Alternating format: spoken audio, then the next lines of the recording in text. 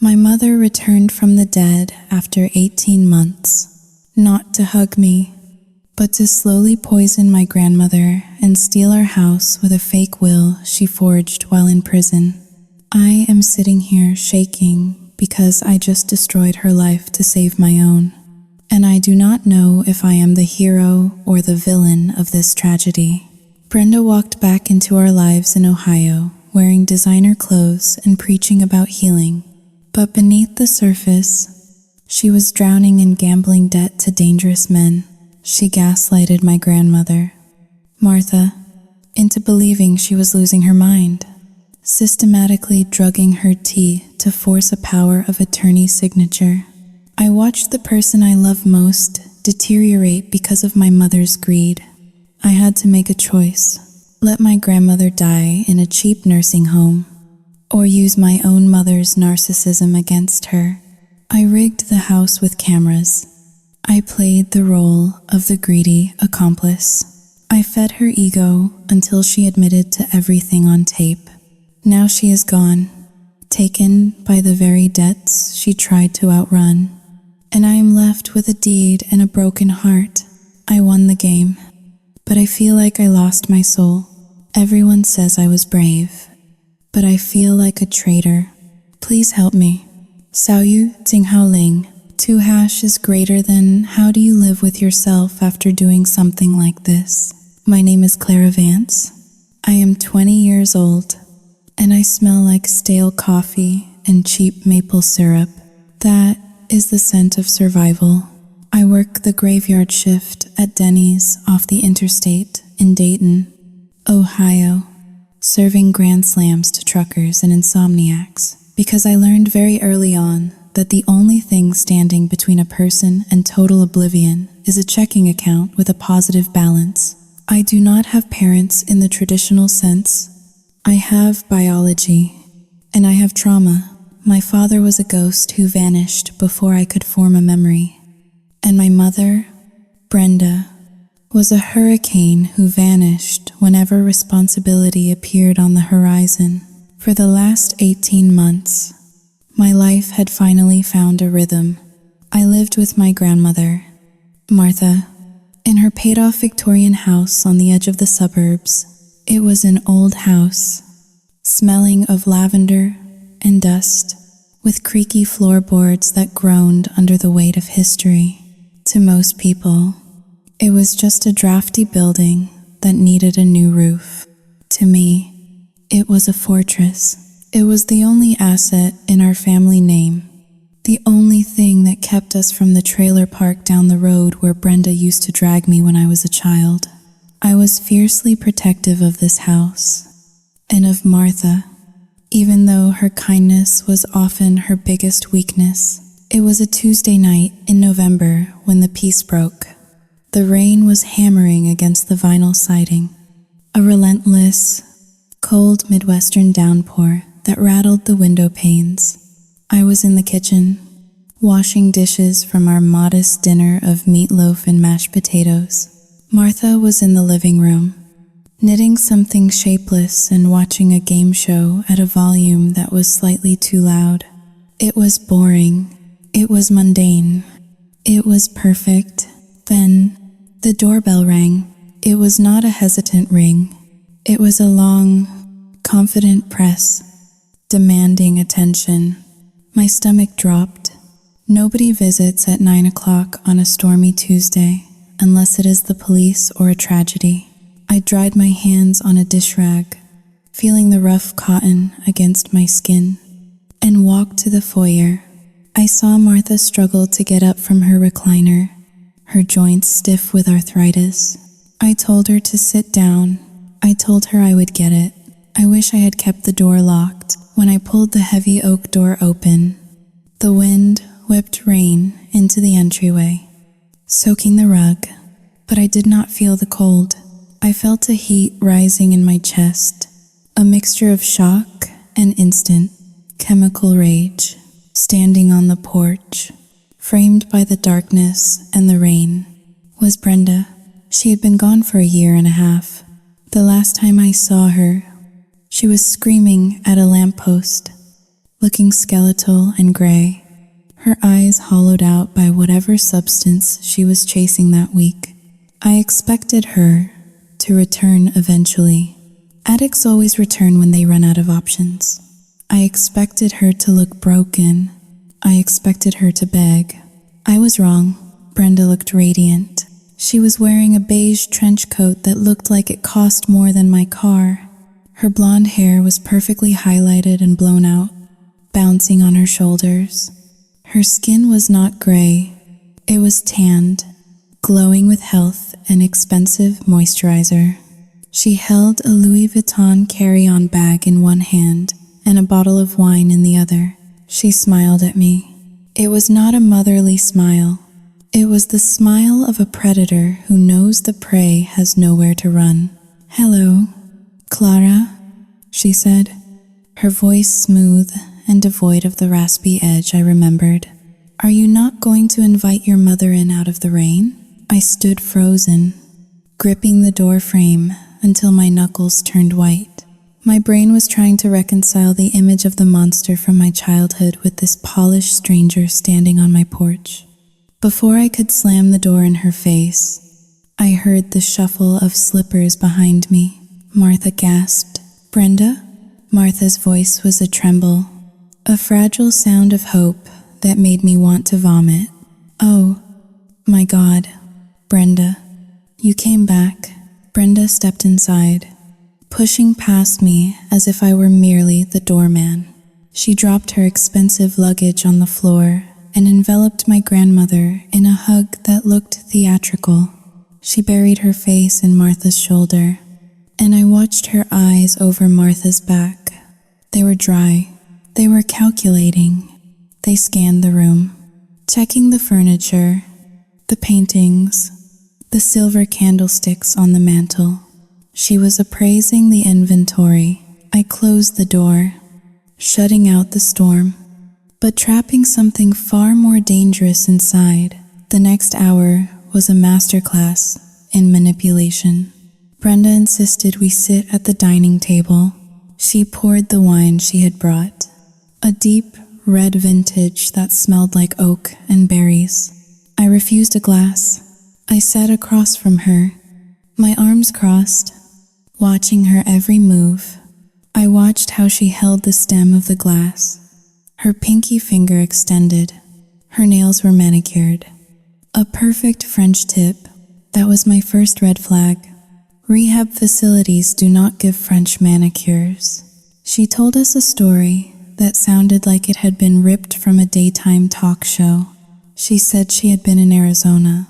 She said she had spent the last 18 months at a wellness retreat in Sedona, finding herself, healing her inner child, and purging the toxins from her spirit. I had to step away. "Mom," Brenda said, reaching across the table to squeeze Martha's hand. Martha was weeping silently, tears of joy streaming down her wrinkled cheeks. "I was toxic. I was hurting you both. I needed to go into the desert to find the light again. It was a spiritual awakening." I stared at her. "Arizona? A wellness retreat?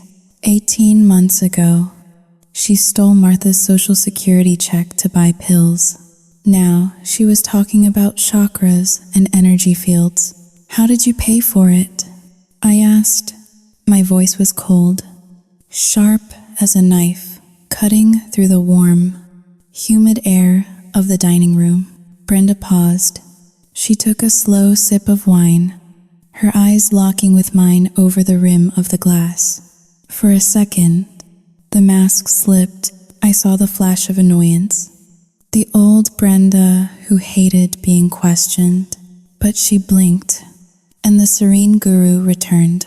"I have friends who believe in me. Clara," she said softly. "Angels. Really, they sponsored my recovery because they saw my potential. And now, I am back to make amends. I am back to take care of my mother and my daughter." I felt a bile rise in my throat. I looked at Martha. She was nodding, eating up every lie, desperate to believe that her little girl was finally fixed. This was the cycle. The hope, the belief, and then the inevitable crash. But this time, the lie was too polished. It was too shiny. "You are lying," I said. I did not shout. I just said it flatly. "You did not go to a retreat in Sedona. You look like you just walked off a yacht. Where did you really go?" "Brenda, Clara," Martha snapped at me, slamming her hand on the table. The silverware rattled. "How dare you? Your mother has come home. She looks healthy. She looks beautiful. Why must you always be so suspicious? Why are you so hard?" I looked at my grandmother, the woman I had spent every day protecting, bathing, and feeding while Brenda was gone. The betrayal stung more than a slap. Brenda had been in the house for less than 60 minutes, and she had already turned the matriarch against me. Brenda sickhead.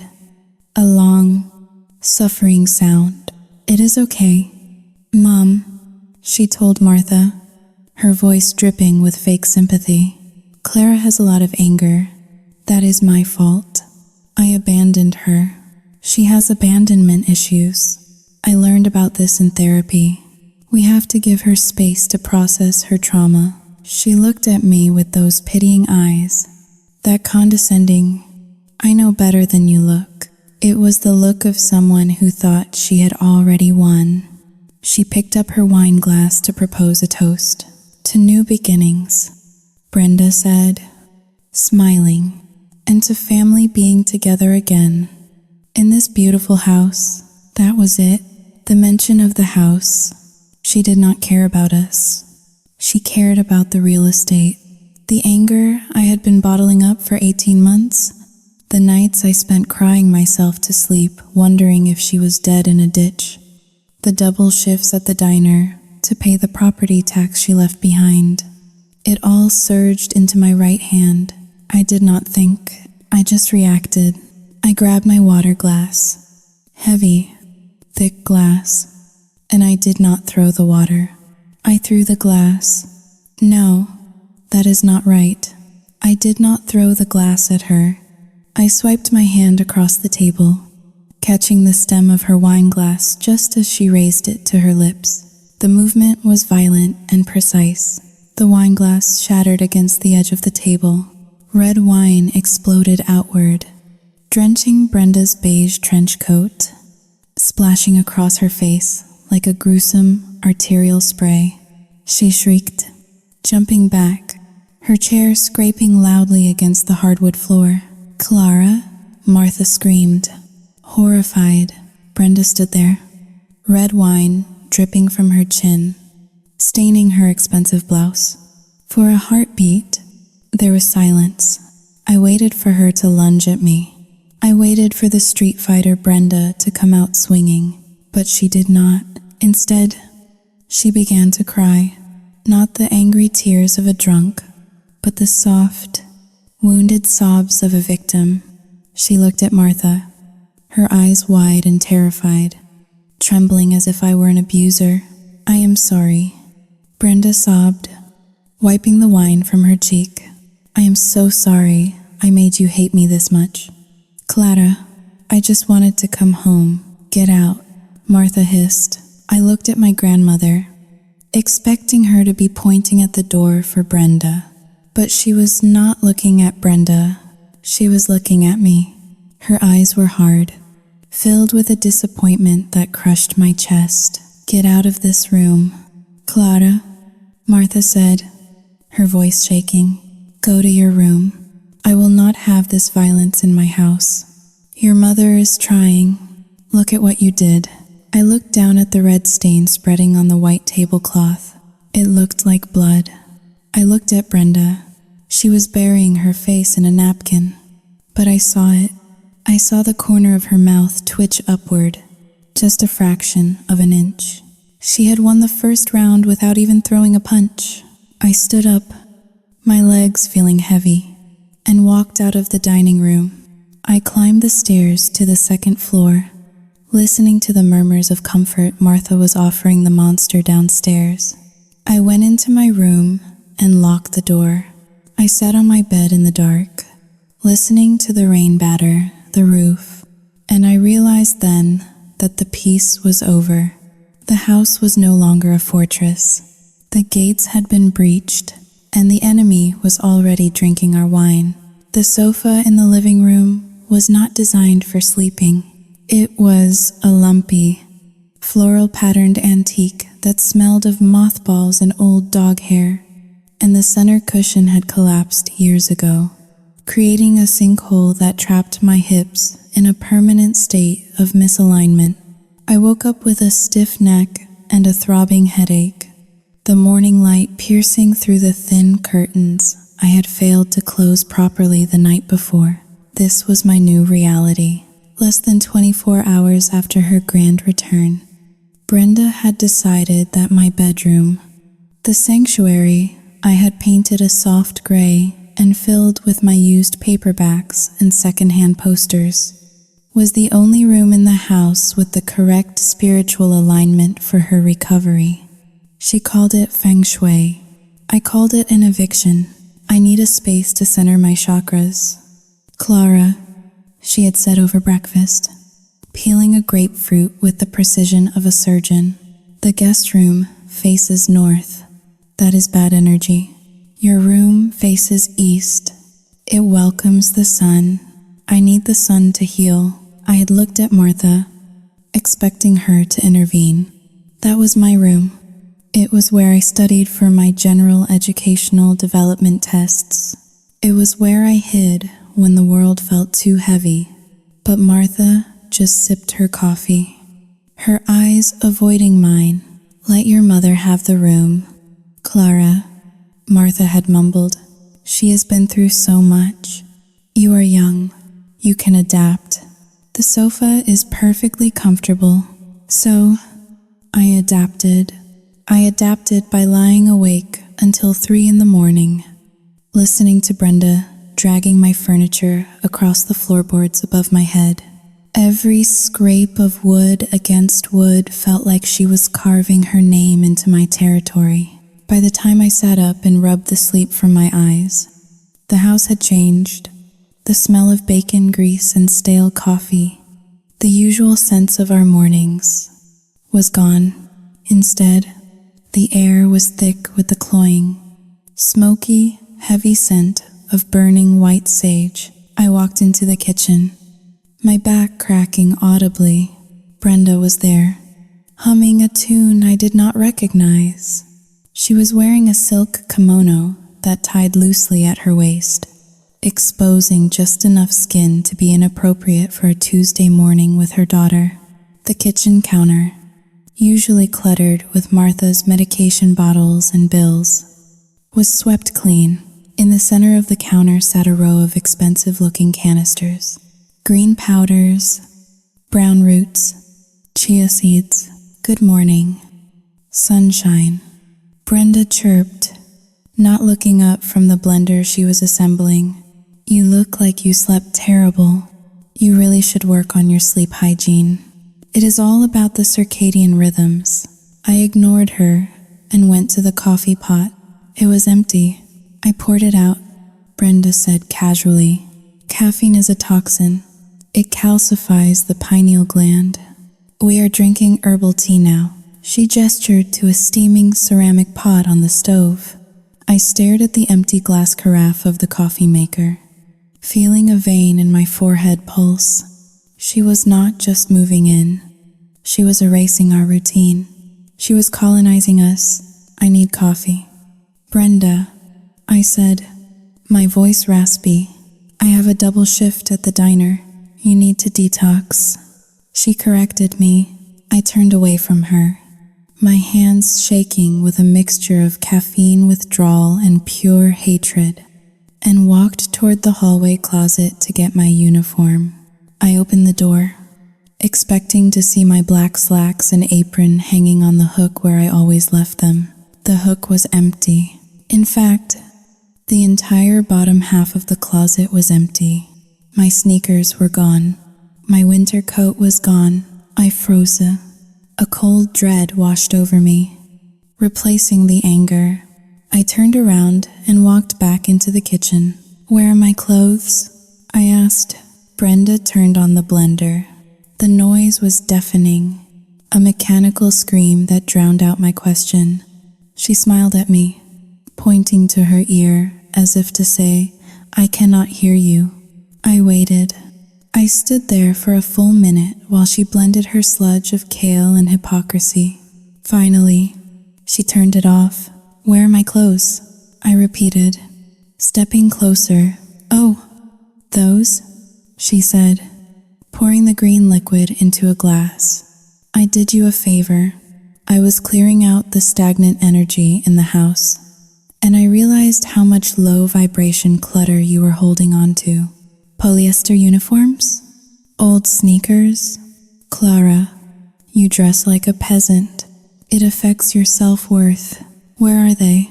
I demanded. On the curb, she said, taking a sip of her smoothie. The garbage truck comes today. Does it not? I ran out the front door, barefoot, onto the cold concrete of the porch. The garbage truck was already halfway down the street, its hydraulic compactor whining as it crushed the neighborhood's refuse. I looked at the end of our driveway. 3 black plastic trash bags sat there. I sprinted down the driveway, the gravel digging into the soles of my feet. I ripped open the first bag. Inside was my life, my black work pants, stained with grease but clean, my biology textbooks, the photo album I had saved from the damp basement, the teddy bear my father gave me before he left, the one with the missing eye. Brenda had thrown them away like they were rot. I fell to my knees, clutching the teddy bear. It smelled of sage and garbage. Tears pricked my eyes, but I refused to let them fall. I would not give her the satisfaction of seeing me cry over a stuffed animal. I dragged the bags back up the driveway, one by one, heaving them onto the porch. When I walked back inside, carrying the bags, Martha was coming down the stairs. She looked at me, disheveled and panting, holding trash bags. Clara, what on earth are you doing? Martha asked. She threw my things away. Grandma, I said, my voice trembling. She put my clothes in the garbage. Martha looked at Brenda. Brenda was leaning against the counter, looking the picture of innocence. Mom, I was just trying to help her declutter, Brenda said, her voice dropping to a soothing register. Hoarding is a sign of trauma. I read about it. She is holding on to the past. I wanted to make space for new blessings. Martha looked back at me. She sighed, a long, weary sigh that told me everything I needed to know. She did not want to deal with this. She wanted the fantasy of the happy family, and I was the one ruining the scene. Clara, just take your things back to Xiaoyujing Hao Ling. 2 hashes greater than the living room. Martha said, and please, do not shout. Your mother is just trying to help. In her own way. I stared at Martha. In that moment, something inside me snapped. Not a loud snap, but a quiet, brittle fracture. The grandmother who had raised me was gone. She had been replaced by a woman who would set herself on fire to keep her daughter warm. I carried my bags to the living room and shoved them behind the sofa. I did not say another word. I went to the bathroom, washed my face, and put on my wrinkled uniform. When I came out, Brenda was sitting at the kitchen table, reading a magazine about luxury travel. She had a new cup of tea in front of her, a special tea. This is my morning cleanse, she announced to the room, though nobody had asked. It is imported from Peru, $80 a bag. It flushes the toxins right out of your system. I looked at the box on the counter. Peruvian slimming tea, high potency. A dark, cold idea formed in my mind. It was not impulsive like the wine glass incident. It was calculated. It was mean. It was exactly what she deserved. I waited until she went upstairs to use the bathroom. My bathroom. As soon as her footsteps faded, I moved. I opened the cabinet where Martha kept her old medications. I found the box of laxatives she had used after her hip surgery 2 years ago. They were extra strength, the kind they give you before a colonoscopy. I took 4 pills. No, I took 6. I placed them on the counter and used the bottom of a heavy spice jar to crush them into a fine, white powder. I worked quickly, my heart hammering against my ribs, my ears straining for the sound of her return. The powder looked innocent. It looked like sugar. I walked over to her steaming mug of $80 tea. The liquid was dark and murky. I tipped the powder in. I grabbed a spoon and stirred it. 1, 2, 3 swirls. The powder dissolved instantly. I rinsed the spoon and put it in the drying rack. When Brenda came back down, she looked refreshed. She sat down, picked up the mug, and took a long, deep sip. She hummed. "You can taste the purity. You should really try some. Clara, it cleans you out." I smiled. It was a small, tight smile. "No thanks," I said. "I think I will stick to water." I left for work before the effects kicked in. I spent 8 hours serving pancakes and refilling coffee cups, my mind replaying the image of her drinking that tea. It was the only thing that got me through the shift. When I got home that night, the house was dark. It was quiet, too quiet. I unlocked the door and stepped inside. I walked past the kitchen. The mug was sitting in the sink, empty. I went to the living room and lay down on the lumpy sofa. I pulled my thin blanket up to my chin. Just as I was closing my eyes, I heard it from the downstairs bathroom. There was a groan, a low, guttural sound of absolute misery. Then, the sound of the toilet flushing. Then silence.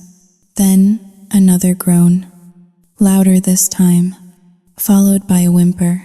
Brenda Vance, the guru of Sedona, the woman who had returned to cleanse our energy, was currently purging a lot more than just toxins. I stared at the ceiling in the dark. I listened to my mother suffer, and for the first time in 18 months, I felt a sense of control. "Sleep tight, Mom," I whispered to the darkness, and then I closed my eyes and slept like a baby. The house had become a minefield. For 3 days following the tea incident, Brenda moved through the hallways like a wounded ghost. She was pale, her grandiose energy depleted by the violent purging of her system. She spent most of her time in my bedroom. Now, her bedroom, lying in the dark with a cold compress on her forehead, moaning theatrically whenever Martha walked past the open door. Martha, of course, was doting. She carried trays of toast and electrolyte water up the stairs, whispering soothing words to the woman who was slowly dismantling our lives. I watched it all from the shadows. I was the silent observer, the ghost in the machine. My victory with the laxatives was sweet, but it was temporary. I knew Brenda. She was like a cockroach. She could survive a nuclear winter, and she certainly would not let a bout of diarrhea stop her agenda. The truce broke on a Thursday night. It was 2 a.m. The house was settling, the wood contracting in the cooling air. I was awake on the living room sofa, staring at the ceiling, listening to the hum of the refrigerator. Sleep was a luxury I could no longer afford. Every time I closed my eyes, I saw Brenda's smile, that predator's grin masked in lip gloss. Then I heard it. It was a voice, low, urgent, and coming from the kitchen. I sat up slowly, the old springs of the sofa groaning in protest. I held my breath, waiting to see if the noise had alerted anyone. Silence. I slipped my feet onto the cold floor and crept toward the kitchen. The hallway was pitch black, but a sliver of pale yellow light spilled from under the kitchen door. I pressed my ear against the wood. Please, you have to give me more time, Brenda hissed. Her voice was not the melodic, soothing tone she used with Martha. This was the voice I remembered from my childhood, the desperate, jagged edge of a woman cornered. I told you, the assets are tied up in probate. Sao yu Tsinghaoling, due cancelletto e maggiore di no. She is not dead yet, but she is old. She is very old. It is practically a waiting game. My blood ran cold. She is not dead yet. I pressed harder against the door.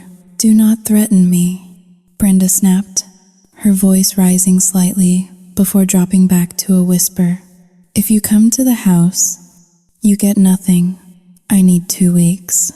Just give me 2 weeks to get the power of attorney sorted out. Once I have the signature, I can liquidate.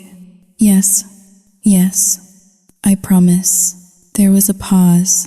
Stop calling this number. I will call you. I heard the beep of the call ending. I scrambled backward, moving as fast and as silently as a spider, retreating to the darkness of the living room just as the kitchen door creaked open. I dove onto the sofa and pulled the blanket up, feigning sleep. Through the slit of my eyelids, I saw Brenda walk past. She was not glowing. In the dim light of the street lamps filtering through the window, she looked haggard. She looked like a woman who was being hunted. The next morning, the atmosphere was brittle. Brenda was back to her performance, talking about light energy and forgiveness over breakfast. But her hands were shaking. She dropped a spoon. She spilled her tea. Her eyes darted to the window every time a car drove past. I went to work, but my mind was not on the eggs and bacon I was serving. It was on that phone call, power of attorney, liquidate. She was not here to heal. She was here to strip the carcass of our family fortune before the body was even cold. I needed proof. My word was worthless against her charisma. I needed something solid, something legal, something that would shatter Martha's delusion once and for all. 2 days later, I found my opportunity. It was a Saturday. Martha had gone to her bridge club, a rare outing she had maintained for 20 years. Brenda had claimed she had a headache and stayed home. I was supposed to be at the library studying, but I doubled back. I parked my beat-up sedan 2 streets over and walked through the neighbor's yard. Slipping into the house through the back door I knew had a faulty lock. The house was silent. I moved toward Martha's study, a small room off the main hallway where my grandmother kept her important papers. The door was ajar. I peeked inside. Brenda was there. She was kneeling in front of the heavy iron safe that sat in the corner of the room. It was an old safe, a relic from my grandfather, containing the deed to the house, Martha's life insurance policy, and her modest jewelry collection. Brenda had a stethoscope, a literal stethoscope. She was pressing the bell against the metal door of the safe, turning the dial slowly, her tongue poking out from the corner of her lips in concentration. It was almost comical, like a scene from a bad heist movie. But the reality was terrifying. "What are you doing?" I asked. Brenda jumped. She actually jumped, dropping the stethoscope. It clattered against the hardwood floor.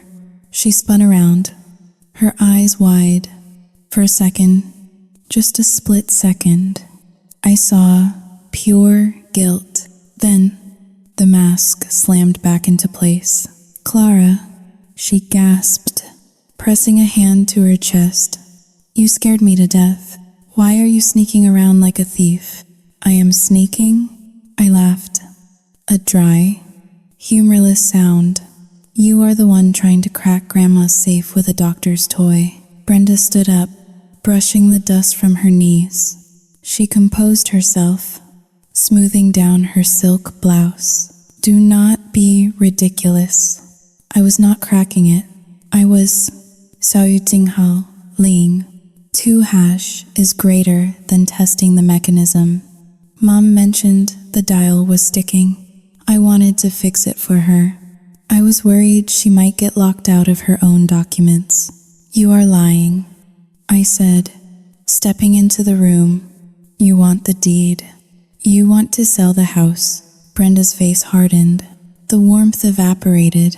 And what if I do? She challenged, her voice dropping to a low, icy register. Do you have any idea how much this place costs to maintain? The heating bills alone are drowning her. I am trying to save her from bankruptcy. Clara, I am the only one thinking about the future. You are thinking about your debt. I shot back. I heard you on the phone. Brenda, I heard you talking about liquidating assets. Who do you owe? A dealer? A bookie? Brenda stepped closer to me.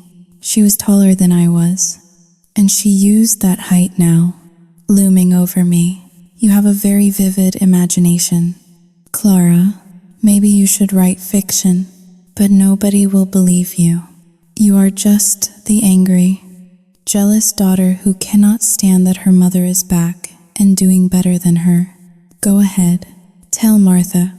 See who she believes. She brushed past me, her shoulder checking mine hard enough to make me stumble. She walked out of the room, leaving the scent of expensive perfume and rot in her wake. She was right. Martha would not believe me, not without evidence. I went to my bank that afternoon. I stood at the teller window, my hands trembling as I slid my withdrawal slip across the counter. How much would you like to withdraw, Miss Vance? The teller asked. $3,000.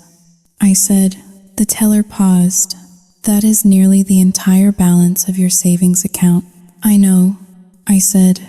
Just give it to me. That money was my escape fund. It was 2 years of tips, 2 years of missing parties, 2 years of eating ramen noodles. It was my tuition for the nursing program at the community college starting in the fall. I took the envelope of cash. It felt heavy, like a brick. I drove to a strip mall on the south side of town, nestled between a pawn shop and a liquor store. The sign on the door said J. Miller Investigations. The office smelled of stale cigarette smoke and despair. Joe Miller was a man who looked like he had been divorced 4 times and slept in his car. He had a coffee stain on his tie and eyes that had seen too much. I sat across from him and placed the envelope on the desk. I need to know where Brenda Vance was for the last 18 months. I said, she says she was at a wellness retreat in Sedona, Arizona called the Golden Mesa. Mr. Miller opened the envelope and thumbed through the bills. He did not ask why a 20-year-old waitress was investigating her mother. He just nodded. I will find her. He grunted. Give me 48 hours. The next 2 days were an agony of waiting. Brenda continued her charade. She started cooking elaborate dinners for Martha, talking about how they should look into reverse mortgages to free up cash flow for travel. Martha was listening. That was the scariest part. Martha was nodding along, enchanted by the idea of seeing Paris before she died. On Tuesday afternoon, I got a text from Mr. Miller. Come by. I skipped my shift at the diner. I told my manager I was sick. I drove to the strip mall, my heart hammering a frantic rhythm against my ribs. Mr. Miller was waiting for me. He held a manila folder in his hands. He did not look triumphant. He looked bored. Here is your guru, he said, sliding the folder across the scratched laminate of his desk. I opened it. The The first page was a mugshot. It was Brenda, but not the Brenda of today.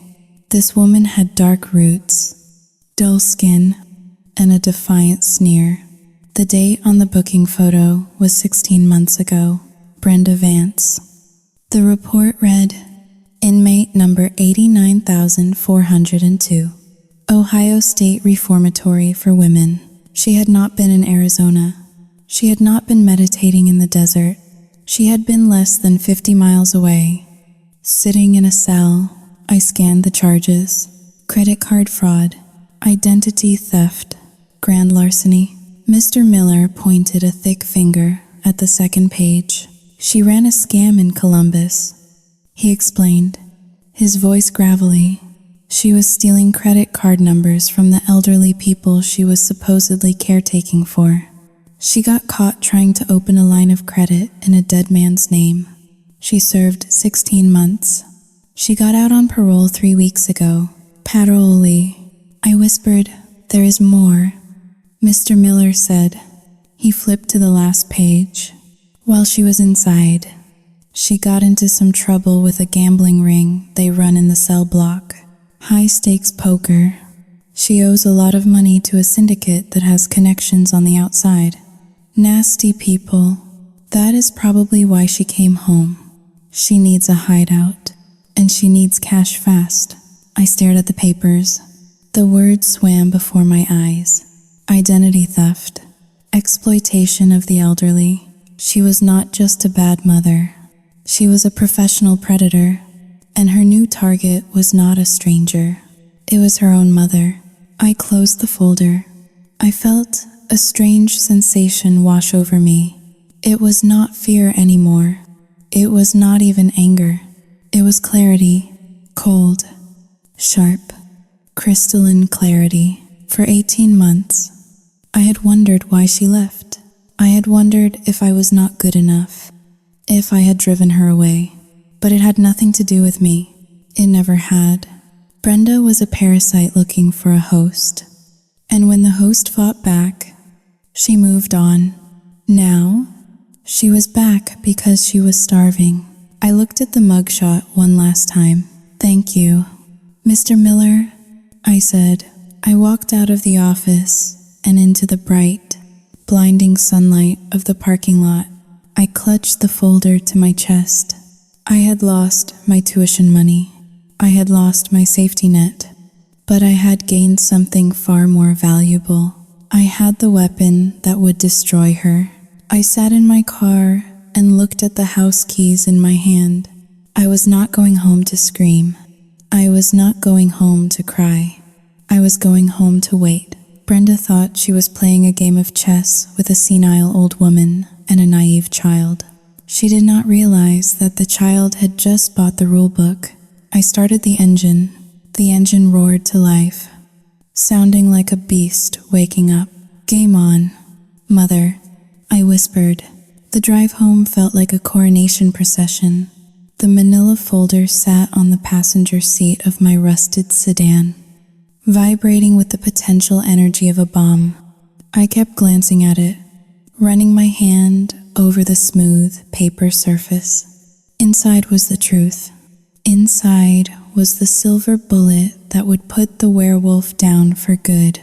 I imagined the look on Martha's face when she saw the mugshot. I imagined the stuttering, pathetic excuses Brenda would try to invent before the police arrived to drag her back to whatever hole she had crawled out of.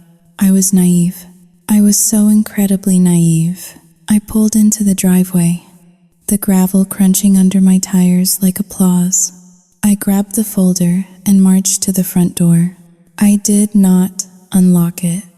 I threw it open. The scene in the living room was aggressively domestic. A fire was crackling in the hearth, casting a warm, orange glow over the room. Martha was sitting in her recliner, a photo album spread across her lap. Brenda was sitting on the floor by her feet, resting her head against Martha's knee. It was a tableau of generational love, a Norman Rockwell painting titled The Prodigal Mother Returns. They both looked up as I stormed in. The air in the room shifted instantly, the warmth sucked out by the vortex of my anger. "Clara?" Martha asked, adjusting her glasses. "You are home early. Is everything all right?" "Stop it," I said. My voice was loud, echoing off the high ceilings. "Stop the act. It is over." "Brenda." I walked over to them and tossed the folder onto Martha's lap, right on top of the old family photos. It landed with a heavy slap. "What is this?" Martha asked, her hands hovering over it. "Open it," I commanded. "Look at your daughter, Grandma. Look at where she really was while she was finding herself in Arizona." Brenda did not move. She did not lunge for the folder. She did not try to stop Martha. She just sat there on the floor, looking up at me with a sorrowful expression that made my skin crawl. She looked like she was watching a dog that needed to be put down. Martha opened the folder. She stared at the mugshot. She stared at the booking number. She read the charges. I waited for the gasp. I waited for the rage. Instead, Martha closed the folder slowly and looked at Brenda. "She did it," Brenda whispered. "She actually did it?" "Did what?" I demanded. "What are you talking about?" Martha looked at me, and her eyes were filled with tears. But they were not tears of betrayal. They were tears of pity. "Clara?" Martha said, her voice trembling. "Why did you make this?" My jaw dropped. "Make it?" I did not make it. I hired a private investigator. That is a police record. "Grandma, she was in prison for identity theft." Brenda stood up slowly. She walked over to the mantel and picked up a stack of papers I had not noticed before. She held them out to Martha. "I did not want to show you this, Mom," Brenda said, her voice thick with unshed tears. "I found these in Clara's room when I was cleaning. I found them on her laptop. She has been so Yuting Hao Ling, 2 hashes greater than she has been doctoring photos. She has been writing fake police reports." "What?" I screamed. I felt the floor tilting beneath my feet. "You are lying. Show her." "Mom," Brenda said gently. Martha picked up the papers Brenda had handed her. I stepped closer to see what they were. They were emails. Emails supposedly sent from my account to a graphic design service. Subject: fake mugshot project. Body: I need you to make my mother look like a criminal. I will pay extra for rush delivery. I felt the blood drain from my face. I had never written those. I had never seen them before. "She hacked me," I stammered, pointing a shaking finger at Brenda. "She planted those. She is gaslighting you. Grandma, can you not see it? She is the criminal." Martha stood up, the folder sliding to the floor. "Clara, stop it," Martha shouted. "Just stop. Your mother told me about your episodes." She showed me the letter from the school counselor. "What letter?" I gasped. "The one about your paranoia." Brenda interjected smoothly. "The one about your pathological jealousy. I called your college. Clara, they are very concerned about you. They said you have been creating alternate realities to cope with stress." I looked from Martha to Brenda. The walls were closing in. The air was getting too thin to breathe. Brenda had not just covered her tracks. She had built an entire alternate narrative while I was out serving pancakes. She had anticipated my move. She knew I would go looking for dirt, so she had prepared the mud to bury me in. "This is insane," I whispered. "I am not crazy. You are the one who stole credit cards. You are the one who owes money to a gambling ring." Martha covered her ears. "I do not want to hear any more lies."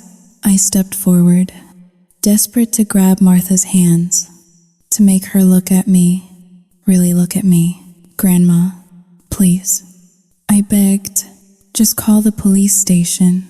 Just check the inmate number. I reached out. Brenda stepped in between us. Stay back. Clara, Brenda warned. You are erratic. You are scaring her. I am not scaring her, I yelled. I shoved Brenda aside. It was not a hard shove. It was a desperate push to get to my grandmother. But Brenda made it count. She stumbled backward, flailing her arms with exaggerated clumsiness. She spun around, her hip colliding with the small pedestal table near the window. On that table sat the blue porcelain vase. It was an antique. It was the only thing Martha had left from her own mother. It had survived 3 moves and 50 years. It did not survive Brenda. The vase tipped. Time seemed to slow down. I watched the blue ceramic arc through the air. I saw the horror on Martha's face. I saw the calculated satisfaction in Brenda's eyes just before she covered her face with her hands. The crash was deafening. Thousands of blue shards exploded across the hardwood floor. A shrapnel of memories, destroyed in an instant. No, Martha wailed, a sound of pure heartbreak. Brenda fell to her knees amidst the wreckage, ignoring the sharp pieces digging into her skin. Oh, God, Brenda cried out. Look what you made me do. Clara, why are you so violent? Why do you want to destroy everything? I stood frozen. My hands were still raised in the air. The incriminating posture of an aggressor. Grandma, I did not. Sao Yu Tsing Haoling. 2 hashes greater than I started. Get out, Martha whispered. She was not looking at the vase. She was looking at me, and for the first time in my life, I saw fear in her eyes. Genuine, primal fear. She looked at me like I was the monster. She looked at me like I was Brenda, Grandma. She did it on purpose. Sao Yu Tsing Haoling. Tsing Hao Dayu. I said, get out. Martha screamed, her voice cracking. Get out of my sight. You are sick, Clara. You are sick and you are dangerous. Brenda looked up from the floor. She wrapped her arms around Martha's legs, burying her face in Martha's skirt. Over the fabric, her eyes locked onto mine. They were cold. They were dead. They were triumphant. You should go. Clara, Brenda said, her voice steady and commanding. Go cool off. I will handle this. I will clean up your mess. Like I always do. I backed away. My heels crunched on a piece of blue porcelain. The sound made me flinch. I looked at the shattered remains of the vase, and I realized it was not just a vase. It was my credibility. It was my place in this family. It was my sanity. I turned and ran. I ran out the front door, leaving it wide open to the night air. I ran to my car and locked the doors. My hands were shaking so hard I could barely put the key in the ignition. I drove. I did not know where I was going. I just drove until the house was a speck in the rearview mirror, until the sobbing in my chest made it impossible to breathe. I pulled into the empty parking lot of a closed grocery store 3 miles away. I turned off the engine and sat in the silence. I looked at the passenger seat. The folder was gone. I had left it on the floor. Brenda would burn it. She would burn the truth, just like she had shattered the vase. I gripped the steering wheel until my knuckles turned white. I was alone. I had no money. I had no allies. And now, according to the official record of the Vance household, I had no mind. I laughed. It was a wet, ragged sound in the darkness of the car. She wanted me to be crazy. She wanted me to be the villain. Sao Yu Tsing Haoling, due cancelletto, è maggiore di fine. If I was going to be the villain, I might as well start acting like one. The house was dying. It was not a structural death, though the pipes groaned and the floorboards warped, but a spiritual rot that started from the center and worked its way out. In the week following the incident with the vase, the silence in the hallways became heavy, like a wet wool blanket draped over everything. Martha was fading. It happened with terrifying speed. One day, she was doing crossword puzzles and complaining about the neighbors, and the next, she was a ghost in her own living room. She spent hours staring at the television when it was turned off. She forgot to eat.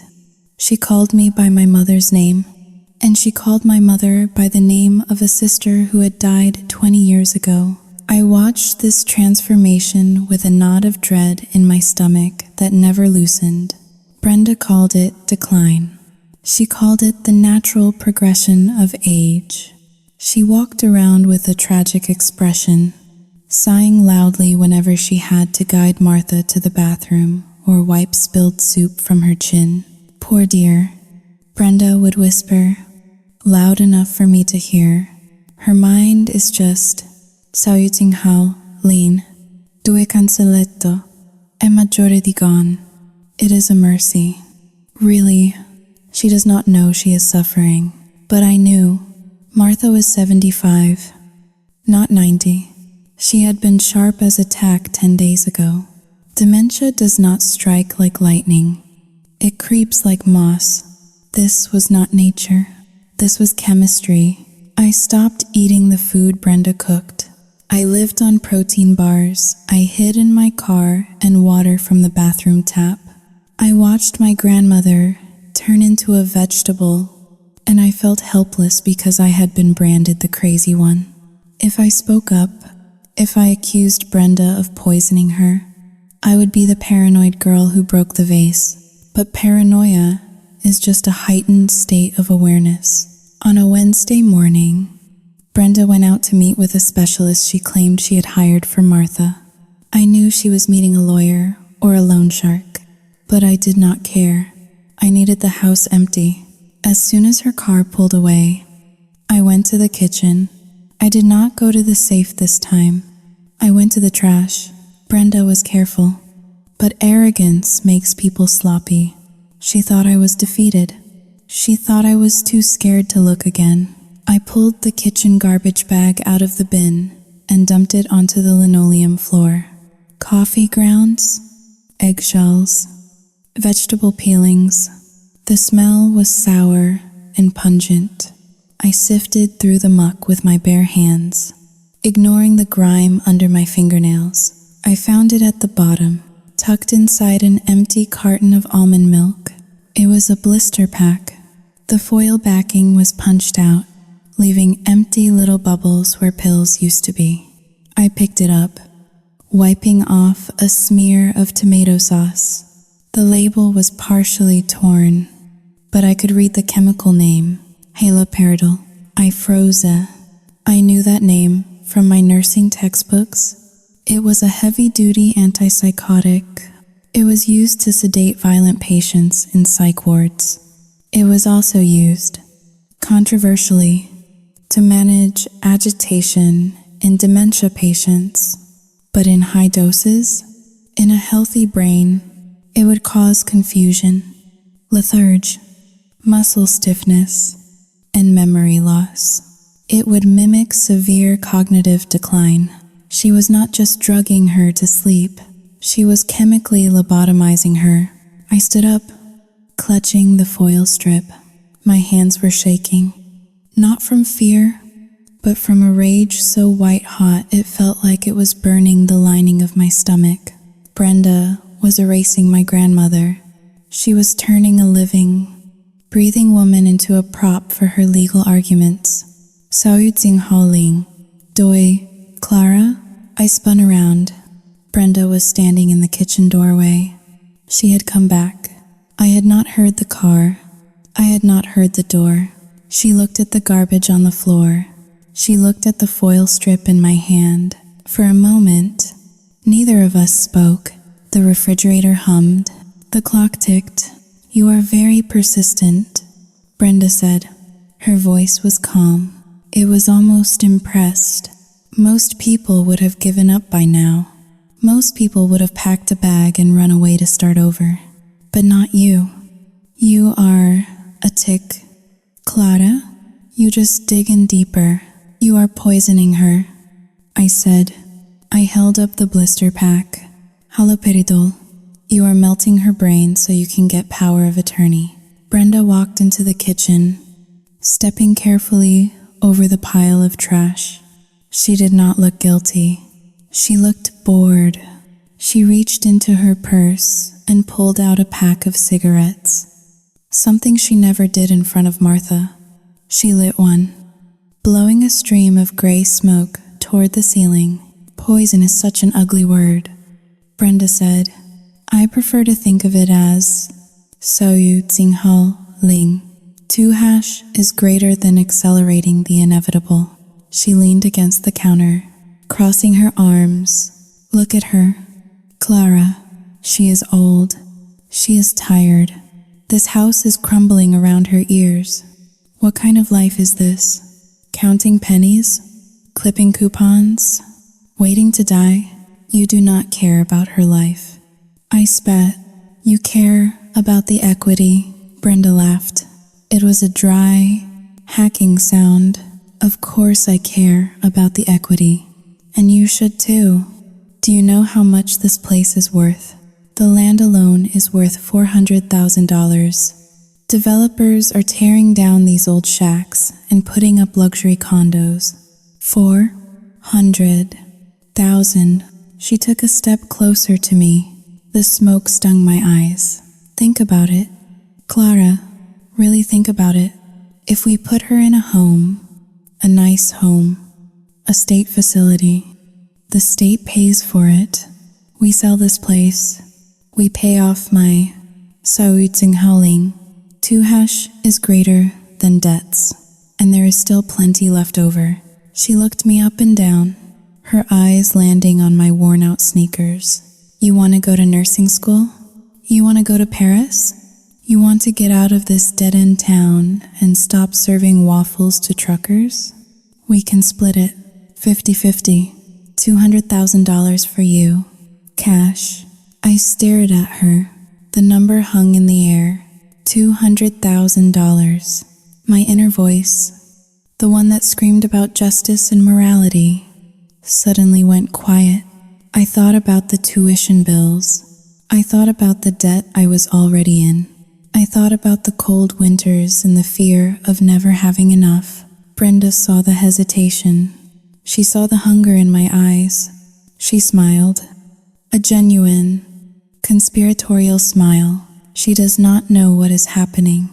Clara, Brenda whispered, leaning in close. She is happy in her fog. Why should we both suffer just to keep an old woman in a house she cannot even remember? It is a victimless crime. We sell, we split, we leave. You and me, survivors. For 10 seconds, I considered it. I am ashamed to admit it, but I did.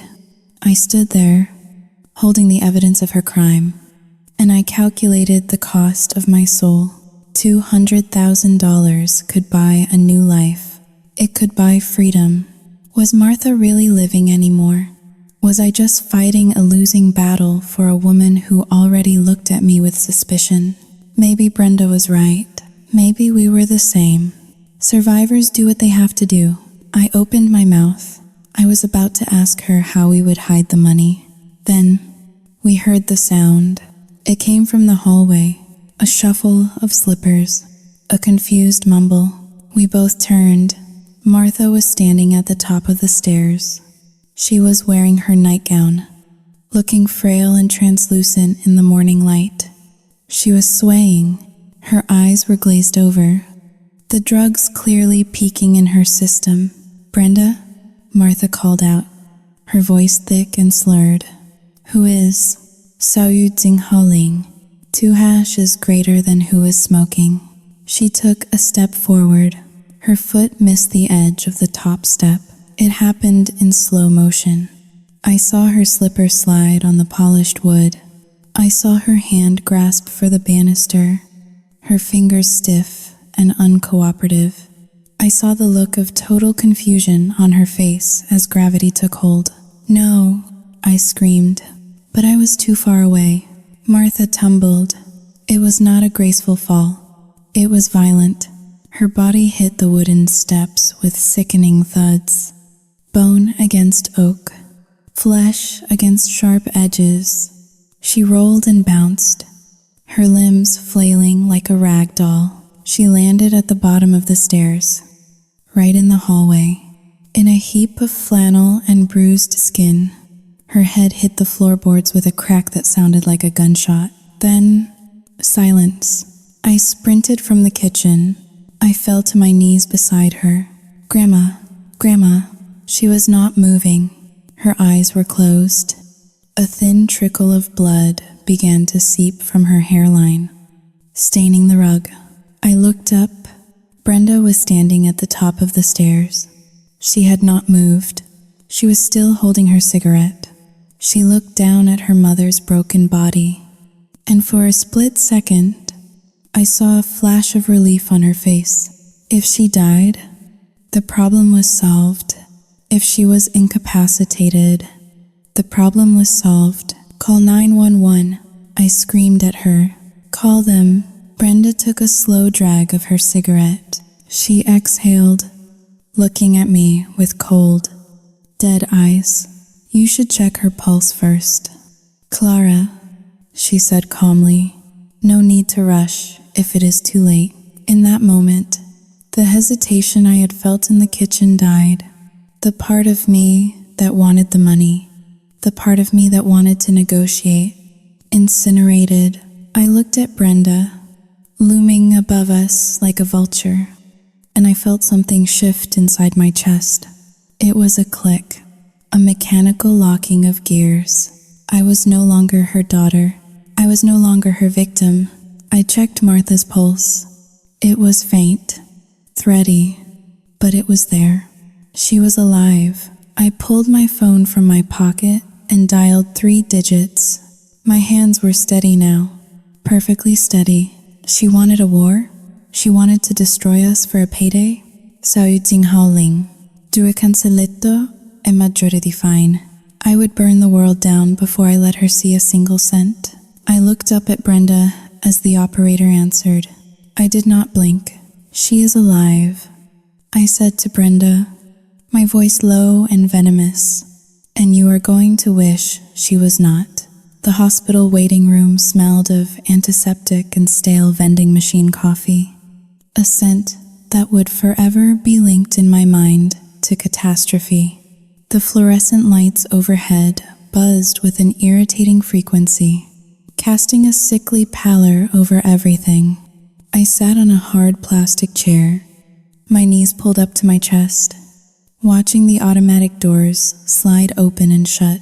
Martha was in surgery, a fractured hip, a severe concussion, internal bleeding.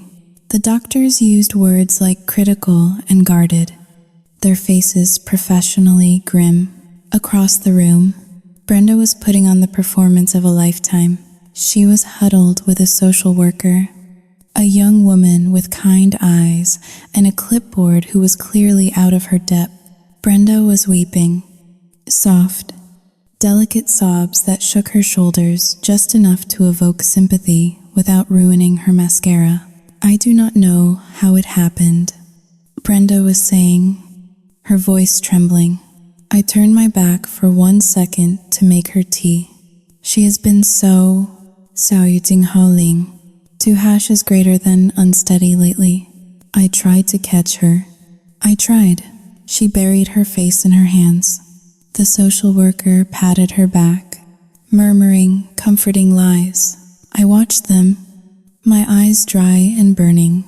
I felt like I was watching a play from the cheap seats, knowing the actors were reciting a script written in blood. Brenda was laying the groundwork. She was establishing the narrative. Frail mother, devoted daughter, tragic accident.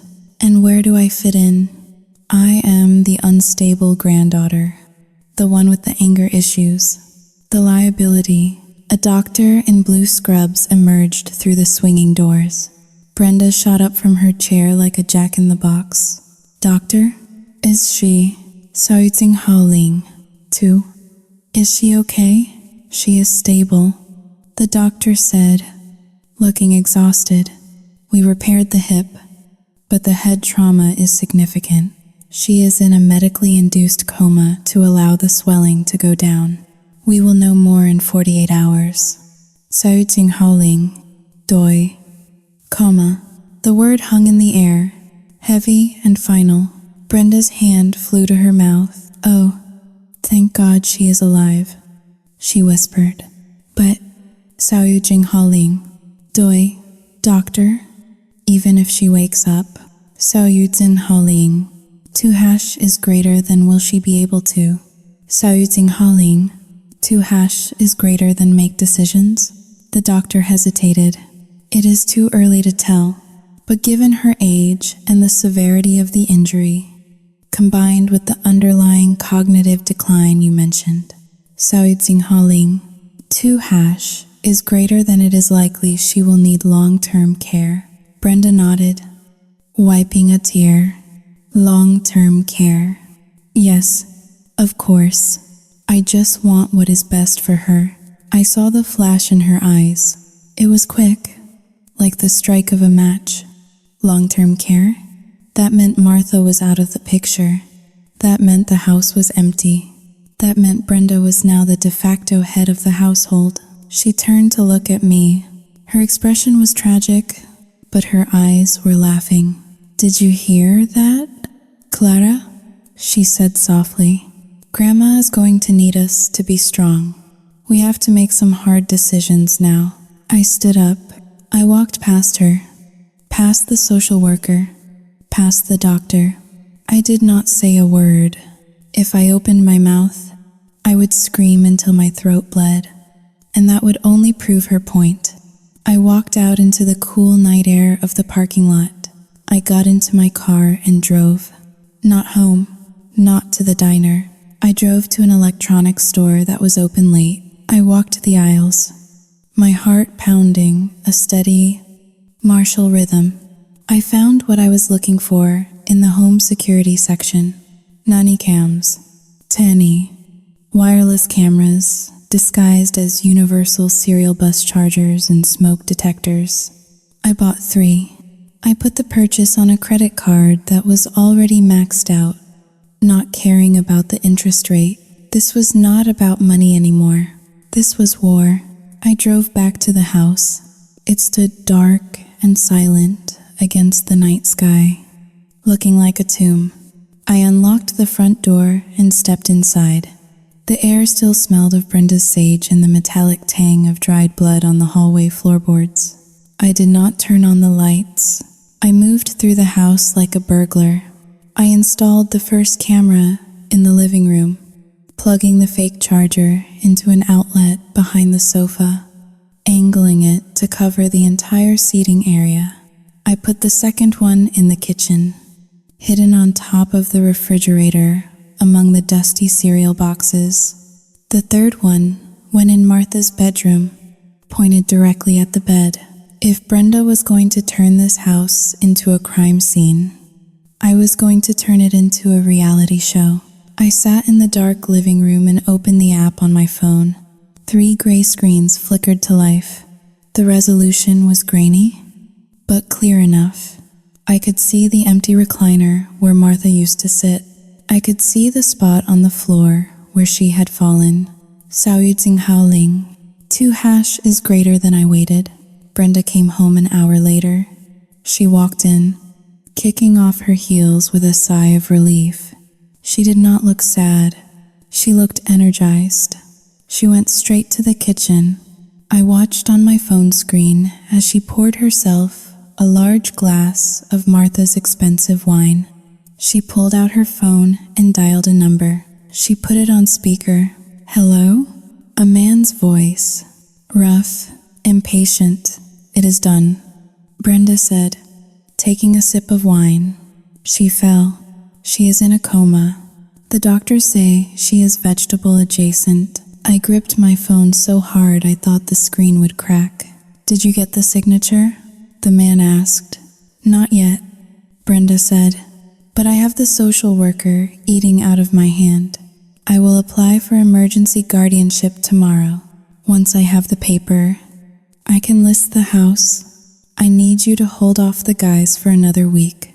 Tell them the money is practically in the bank. You are playing a dangerous game. Brenda, the man warned. I am winning the game. Brenda corrected him. And listen, the granddaughter, Saoyuting Hao Ling, 2 is greater than she is. A problem. She knows too much. What do you want to do about her? Brenda paused. She swirled the wine in her glass. I might need your help with that. If she keeps sniffing around.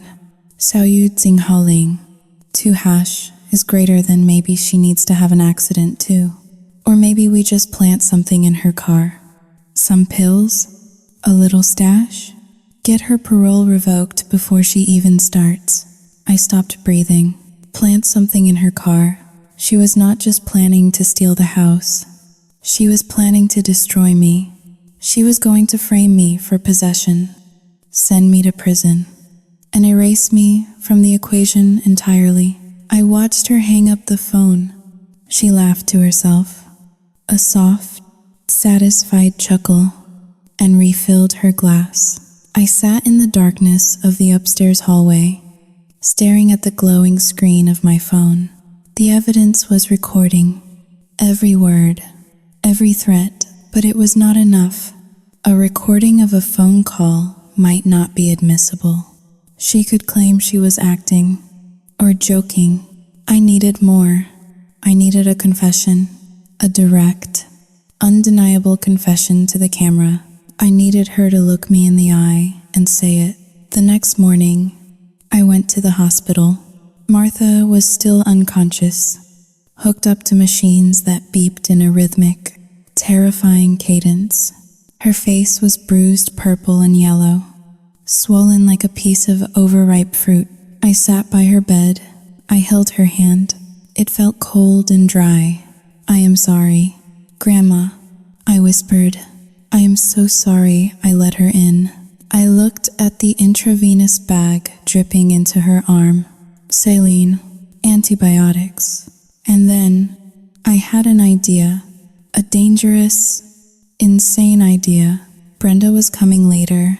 She would want to play the grieving daughter again. She would want to make sure Martha stayed asleep. I went to the nurse's station. The nurse was busy on the phone. I saw the cart of medications parked outside a room down the hall. I am not proud of what I did next. I am not a thief, but survival changes your definitions of right and wrong. I waited until the hallway was clear. I swiped a small vial of saline solution and a syringe from the unlocked drawer of the cart. It was reckless. It was criminal. I went back to the room. I waited. When Brenda arrived an hour later, I was sitting in the corner, looking defeated. She is not waking up, I said dully. Brenda walked over to the bed. She stroked Martha's hair. It is for the best. Clara, she sighed. She is at peace. I stood up. I walked over to the bedside table where Brenda had placed her purse. I saw the familiar orange prescription bottle poking out of the side pocket. The haloperidol. She had brought it. Why? To slip into the intravenous line? To make sure Martha stayed under? I need to go to the cafeteria. I said, do you want anything? No. Brenda said, not looking at me. Just go. I left the room, but I did not go to the cafeteria. I stood just outside the door, watching through the crack. Brenda looked around. She checked the hallway. Then, she reached into her purse. She took out the orange bottle. She opened it and shook 2 pills into her hand. She crushed them quickly with the bottom of a water glass on the tray table. She dissolved the powder in a small cup of water. She pulled a syringe, her own syringe, from her bag. She drew up the cloudy liquid. She turned to the intravenous port. I watched her inject the poison into my grandmother's line. My heart hammered against my ribs like a trapped bird. She was actively murdering her, but I did not burst in. I did not scream. because I knew something Brenda did not know. 10 minutes before she arrived, I had clamped the intravenous line under the sheet. The fluid was not flowing into Martha's vein. It was pooling in the tube. Brenda finished the injection. She unclamped the port, or thought she did, and smoothed the sheets. She smiled down at her mother. "Sleep tight." "Mom," she whispered. I walked away from the door, my legs shaking so hard I could barely stand. I went to the bathroom and vomited into the sink. I had the video on my phone. I had the footage of her injecting an unknown substance into the intravenous line, but I needed the finale. I needed the house. I needed the signature. I washed my face with cold water. I looked at myself in the mirror. I looked pale, ghostly. My eyes were dark hollows. Tonight, I told my reflection, tonight we end it. I went back to the room. Brenda was sitting in the chair, reading a magazine. "Mom," I said. My voice was steady. It was the voice of a girl who had given up. "What?" Brenda asked, turning a page. "You are right," I said. "We should sell the house. I want the money. I want to go to Paris." Brenda lowered the magazine. She looked at me, searching for the lie. "Are you serious?"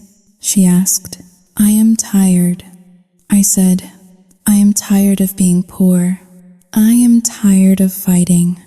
If she is going to a home anyway, 少于静好令, 2# is greater than why should we lose everything." Brenda smiled. It was the smile of the devil welcoming a new soul to hell. "Finally," she said. "You are finally growing up. Clara, let us go home." I said, "Let us celebrate." I led her out of the hospital. I led her back to the house, back to the cameras, back to the trap. Tonight, there would be wine. Tonight, there would be confessions. And tomorrow, there would be blood. The drive back from the hospital was a study in silence. It was not the comfortable silence of companionship, nor the angry silence of a fight. It was the heavy, pregnant silence of a predator and prey who have temporarily agreed to share a waterhole. Brenda drove my car. Her hands relaxed on the steering wheel, humming along to a pop song on the radio. She looked lighter, younger. The prospect of imminent wealth had acted like a facelift, smoothing out the lines of worry around her eyes. I sat in the passenger seat, watching the suburban landscape of Ohio blur past in streaks of gray and green. My hands were folded in my lap, gripping my phone so tightly that my fingers ached. Inside that device lay the digital trigger of a bomb I was waiting to detonate. But it was not enough. The footage from the hospital was damning. Yes, but a good lawyer could argue context. A good lawyer could argue I had doctored it. Just as Brenda had claimed, I doctored the police reports. I needed her to hang herself. I needed a confession so visceral, so detailed, that no amount of charisma could wash it away.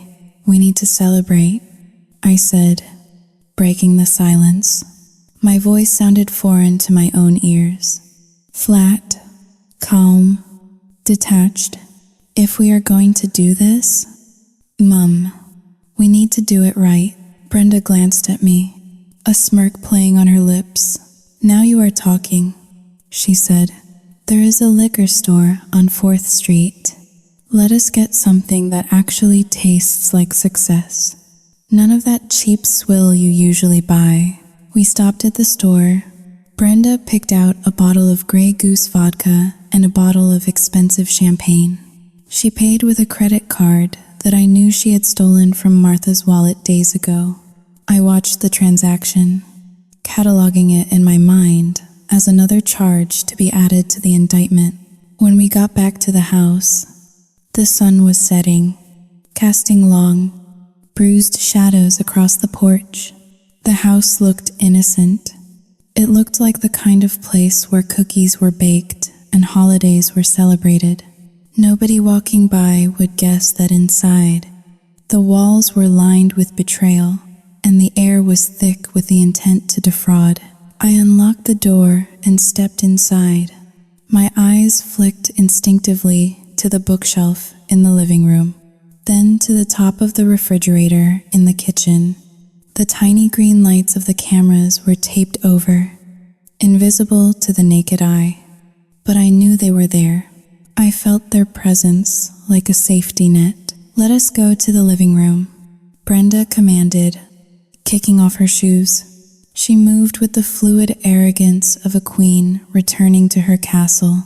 "Get the crystal glasses, Clara, the ones in the china cabinet." I went to the kitchen. I retrieved 2 heavy crystal tumblers. I placed them on a tray. My heart was hammering a frantic rhythm against my ribs, a stark contrast to the slow, deliberate movements of my hands. I was about to perform the most difficult acting role of my life. I had to be the daughter she wanted, corruptible, greedy, and submissive. I walked into the living room. Brenda was already sprawled on the sofa, right in the center of the camera's frame. She had lit a cigarette, using one of Martha's favorite saucers as an ashtray. I poured the vodka. I made hers a double. No, a triple. "Here is to the future," Brenda said, raising her glass. "To Paris," I replied, clinking my glass against hers. I took a small sip. The vodka burned my throat. A cleansing fire. Brenda downed half of her glass in one swallow. She sighed, a long sound of release, and leaned back into the cushions. "You know, Clara," she said, her eyes drifting shut, "I never thought you had it in you. I always thought you were too soft, too much like your father. He was a weak man. He thought love was about sacrifice. And what is love about?" I asked, sitting in the armchair opposite her, careful not to block the camera's line of sight. "Survival," Brenda said. She opened her eyes and looked at me. "Love is about who is strong enough to make the hard choices. Look at your grandmother. She spent her whole life saving, scrimping, denying herself pleasure. And for what? To fall down the stairs and drool in a hospital bed? That is not a life. That is a tragedy." I gripped my glass. "But she loved us," I said softly. "She took us in when we had nowhere else to go." Brenda laughed. It was a harsh, barking sound. "She took us in because she wanted control. Clara, do not confuse charity with power. She wanted to be the matriarch. She wanted us to owe her, and I am done owing people." She finished her drink and held out the glass for a refill. I poured. The bottle was already a quarter empty. "I owe people too." I leaned forward, lowering my voice to a conspiratorial whisper. "I have student loans. Mom, I have credit card debt. I was so scared I would never get out of this hole." Brenda's eyes lit up. This was a language she understood. The language of desperation. "See," she said, pointing a manicured finger at me. "That is why we are doing this. We are breaking the cycle. When we sell this place, you pay off your little debts, and you go to France. You find a rich husband. You never look back. But the house, Sao Yu Ting Haoling, 2 is greater than surely it will take months to sell?" I asked, playing the role of the worried accomplice. "Probate court takes forever." Brenda took a long pull of her cigarette, blowing the smoke directly toward the camera hidden in the bookshelf. "Not if I have the power of attorney," she said, her voice slurring slightly. I spoke to the social worker. She is filing the emergency petition tomorrow morning. Since I am the only child, and you are just Sao Yu Ting Haoling, 2 is greater than well, young and unstable. Xiao Yi Jing Hao Ling. 2 hashes greater than the judge will sign off by Friday. I already have a buyer lined up. A buyer? I asked. Already? Brenda smirked. It was the smirk of someone who thinks they are the smartest person in the room. Cash buyer, she said. No inspections. No questions asked. A developer who wants to bulldoze it. He is offering $350,000 for a quick close. $350,000, I repeated. And we split it? 50-50, Brenda promised. I took a breath. Now was the time to push. Now was the time to twist the knife. But, Mom, I said, making my voice tremble with fake anxiety. What about the money you owe? I heard you on the phone. You owe a lot more than just a few credit cards. Brenda froze. The glass stopped halfway to her mouth. Her eyes narrowed. You were eavesdropping again? We are partners now, I said quickly. Partners do not keep secrets. If we are going to do this, I need to know the numbers. How much do you really owe? Brenda stared at me for a long, agonizing moment. Then, the alcohol one. She shrugged, the tension leaving her shoulders. $80,000, she admitted. $80,000 to a syndicate in Columbus. They run the gambling rings inside the prison system. I got Xiao Yi Jing Hao Ling. 2 hash is greater than board. I played some poker. I lost. Then I tried to borrow to win it back. You know how it goes. 80,000, I whispered. That is a lot of money. They are not nice people. Clara, Brenda said, her voice dropping. They told me if I did not have the cash by the end of the month, they would start breaking things. Fingers, kneecaps, faces. That is why I came back.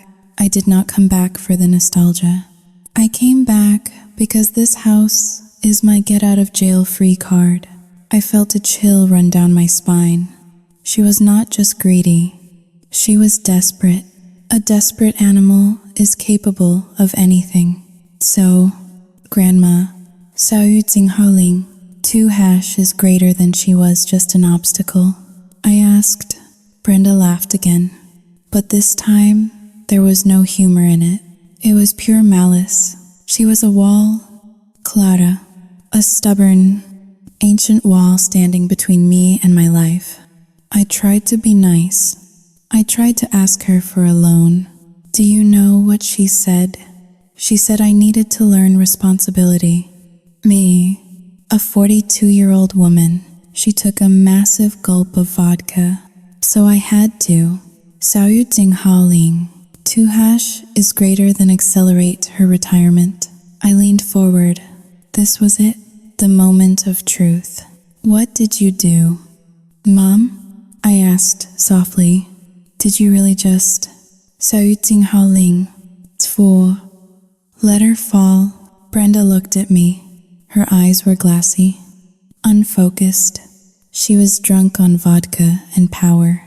She felt safe. She felt like she was talking to a mirror version of herself. Let her fall, she scoffed. Clara, gravity is too unreliable. I helped her. My stomach lurched. You pushed her? I asked. I nudged her. Brenda corrected, waving her hand dismissively. She was dizzy anyway. I have been putting haloperidol in her tea for a week. Just enough to make her wobbly. Just enough to make her look senile to the neighbors. When she was at the top of the stairs, Xiao Yi Jing Hao Ling. 2 hash is greater than I just gave her a little encouragement. I felt the blood drain from my face. It was one thing to suspect it. It was another thing to hear it spoken aloud in the living room where I had grown up. She could have died. I said, she should have died. Brenda snapped, slamming her glass down on the table. It would have been cleaner. No hospitals, no social workers, just a funeral and an inheritance. But no, she had to be stubborn. She had to survive. So now we have to do it the hard way. The hard way? I asked. The nursing home. Brenda said, I found one. It is 2 towns over. It is called Shady Acres, or some nonsense. It is a warehouse for the indigent. It smells like urine and bleach, but it is cheap. The state pays for it. We dump her there. We sell the house, and we vanish. She leaned back, a cruel smile spreading across her face. She will not last 6 months in there. Brenda said, without her organic food and her knitting club, she will give up. And then, Saoting Haoling, 2 hash is greater than we are free.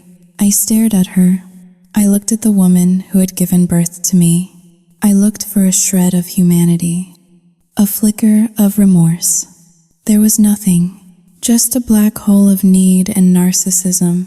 You are a genius. Mom, I said.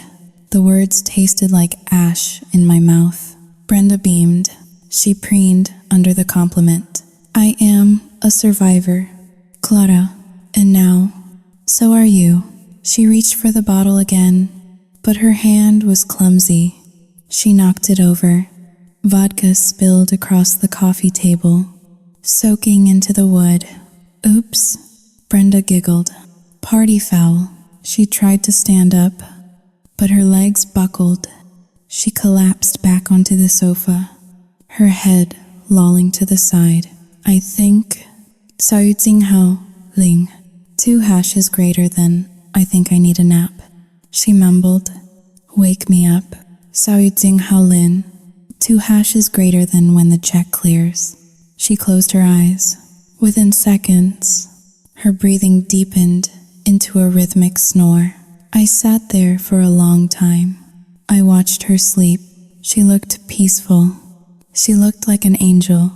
It was the ultimate deception. I stood up slowly. I walked over to the bookshelf. I reached behind a stack of paperbacks and pulled out the tiny camera. The green light was still blinking. I stopped the recording. I took the camera from the kitchen. I took the camera from the bedroom. I gathered them all and put them in my pocket. Then I walked over to the sleeping form of my mother. I looked down at her. You wanted a partner, Brenda, I whispered. You wanted someone strong enough to make the hard choices. I picked up the empty vodka bottle. I wiped my fingerprints off the neck with the hem of my shirt. I placed it gently on the floor beside her hand. I walked to the kitchen and pulled out my phone. I dialed a number. Not the police. Not yet. I dialed the number for Martha's lawyer. Mr. Henderson. It was late, but he had given me his personal cell number when Martha was admitted to the hospital. Hello? His voice was groggy. Mr. Henderson. I said, this is Clara Vance. I have something you need to see. Tonight. Tonight? Clara. It is 11 o'clock. It is about Brenda. I said, it is about the house, and it is about attempted murder. There was a silence on the other end of the line. Then, the rustle of sheets. I am listening. He said, I am coming to your house. I said, I have video evidence. Do not call the police yet. We need to catch her when she thinks she has won. Saoting Haoling. 2. I hung up. I walked back to the living room one last time. Brenda mumbled something in her sleep. Twitching slightly, I looked at the spilled vodka, the cigarette butt burning out in the saucer, the shattered family portrait of our lives. Enjoy your nap. Mom, I said, it will be the last comfortable sleep you have for a very long time. I turned off the lights, leaving her in the dark, and walked out into the cool night air. The war was over. The execution was about to begin. The morning of the signing arrived with a sky so blue it felt mocking. It was the kind of pristine, golden sunlight that belonged in a detergent commercial. Not the final act of a family tragedy. Inside the house, Brenda was vibrating with a manic energy that even 3 layers of foundation could not hide. She had woken up with a headache that she blamed on the weather, but I knew it was the lingering ghost of the vodka bottle she had drained the night before. She was wearing white, a crisp, a linen dress that made her look like a benevolent nurse or a martyr. She had set the dining room table with fresh flowers she had stolen from the neighbor's garden before dawn. There was a plate of store-bought cookies arranged in a fan shape on the good china. It was a stage set. I sat in the corner of the room, holding the remote control for the television in my lap. My hands were cold, but my heartbeat was slow and steady. I felt like a sniper waiting on a rooftop. The guests began to arrive at 10 o'clock. First was Mr. Henderson, the family lawyer who had handled my grandfather's estate decades ago. He was a tall man with gray hair and a face carved from granite. He carried a leather briefcase that smelled of old paper and authority. He looked at me as he entered. A brief, imperceptible nod that told me he was ready. He knew. I had shown him everything last night. Next came the neighbors. Mr. and Mrs. Gable. They were the witnesses Brenda had requested. Kindly, nosy people who had brought a casserole and a look of practiced sympathy. Brenda greeted them with a hug that lingered a second too long, performing her grief for the audience. "Thank you so much for coming," Brenda whispered, wiping a non-existent tear from her cheek. "It is such a hard day, but we have to do what is best for Mom. She needs professional care." Mrs. Gable patted Brenda's arm. "You are so brave, dear. Most children would not have the strength to let go." I watched this from my corner. The nausea that usually accompanied Brenda's lies was gone. It had been replaced by a grim anticipation. Then, the main event. I went to the downstairs bedroom where we had set up a temporary hospital bed. Martha was sitting in a wheelchair. She was slumped over, her head lolling to one side, a blanket tucked around her legs. She looked small. She looked defeated. I wheeled her into the dining room. The wheels squeaked on the hardwood floor, a high-pitched sound that made everyone look up. "Here she is," I said quietly. Brenda rushed over. She knelt beside the wheelchair, taking Martha's limp hand in hers. "Mom," Brenda cooed, "Mr. Henderson is here. We are just going to sign some papers to make sure you are taken care of. You do not have to worry about a thing." Martha did not respond. She stared at the floral centerpiece, her mouth slightly open. Mr. Henderson cleared his throat. He opened his briefcase and pulled out a thick stack of documents. The transfer of the deed, the power of attorney, the new will. "Are you sure she is lucid enough to sign?" Mr. Henderson asked. His voice was neutral, professional. Brenda sick head, looking up at him with wide, pleading eyes. "She has her moments," Brenda said, "but we discussed this at length before her fall. This is what she wanted. I am just executing her wishes." The doctor said she might be confused today, but her intent was clear. She picked up a pen. She placed it in Martha's trembling hand. She wrapped her own fingers around Martha's, guiding the tip of the pen toward the signature line. "Just right here, Mom," Brenda whispered. "Just a little scribble, then you can rest." The room was silent. The Gables were watching with sad, respectful expressions. The only sound was the scratching of the pen against the paper as Brenda forced Martha's hand to move. "Wait," I said, my voice cut through the silence like a whip. Brenda looked up, annoyance flashing in her eyes. "Clara, not now," she hissed.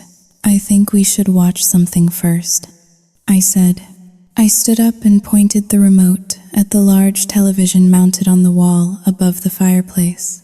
I made a tribute video for Grandma before she leaves this house forever. Brenda froze. Her smile faltered. Clara, this is hardly the time. Sao Ting Haling. Jing Hao Dayu. It will only take a minute. I interrupted. I pressed the button. The screen flickered to life. But it was not a montage of old family photos set to sentimental music. It was the grainy, gray-scale footage from the living room. The timestamp in the corner read 11:30 at night. The audio was crisp. She was a wall. Clara, a stubborn, ancient wall standing between me and my life. The voice boomed through the dining room. It was Brenda's voice, slurred, arrogant, and cruel. Mrs. Gable gasped. Mr. Gable dropped his fork. Brenda stood up, dropping Martha's hand. The pen clattered to the floor. What is this? Brenda demanded. Her face went pale beneath the makeup. Turn it off, Clara. Turn it off right now. I did not turn it off. I turned the volume up. I just gave her a little encouragement. The Brenda on the screen said, waving a glass of vodka. I nudged her. The silence in the room was absolute. It was the silence of a vacuum, sucking the air out of everyone's lungs. Brenda lunged toward me, her hands reaching for the remote.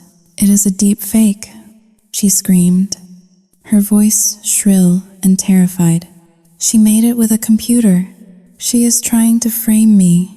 She grabbed my arm, her fingernails digging into my skin. Turn it off, she shrieked. Get your hands off my granddaughter. The voice did not come from the television. It came from the wheelchair. Brenda froze. We all turned. Martha was sitting up straight. The slump was gone. The confusion was gone. She pushed the blanket off her legs. She gripped the armrests of the wheelchair. And then she stood up. It was a miracle of biblical proportions. Or so it seemed to the neighbors. Mrs. Gable let out a small scream. But I knew the truth. I had swapped the haloperidol for sugar pills 3 days ago. Martha had been awake since yesterday morning. She had been waiting. She had been acting. Brenda backed away, her mouth opening and closing like a fish out of water. Mom? She whispered. You, Sao Ting Haling, 2 hash is greater than you can stand? Martha took a step forward. She was bruised. She was bandaged.